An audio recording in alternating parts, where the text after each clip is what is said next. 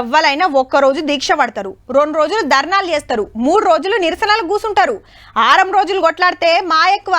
కానీ రైతుల పోరాటం నెలలు కాదు, ఏండ్లకేండ్లు నడుస్తుంది.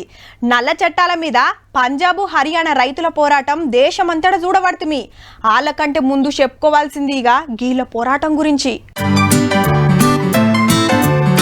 కాలం చేసిన రైతుల పుర్రెలు పట్టుకొని ఢిల్లీలో మల్లోపారి ధర్నా కూస్తున్నారు తమిళనాడు రైతులు.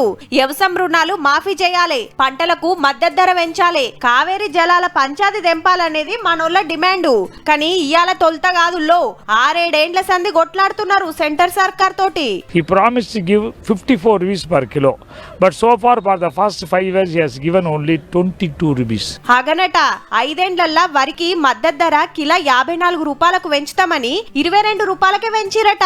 అది సుత చక్కగా అందుతలేదు, హామీలు ఇచ్చిండ్రు తప్ప అమలు చేస్తలేరు అనేది రైతుల మాట. లోన్లు మాఫీగాక మస్తు మంది బల్మికి పానాలు తీసుకుంటే వాళ్ళ పుర్రెలు బొక్కలతోని 17 జంతర్ మంతర్ దగ్గర ధర్నా చేస్తున్నారు రైతులు. ఎన్ని తీర్ల నిరసన చేసినా మా తిప్పలు తీరతలేవని ఈ తాపకు ప్రధాని సార్ మీద వారణాసిలో పోటీ చేస్తానికి నామినేషన్లు వేస్తానికి రెడైతున్నారంతా. చూడాలి మరి వీళ్ళను ఎట్లా ఊకుంచుతారో, తిప్పలు ఎట్లా తీరుస్తారో.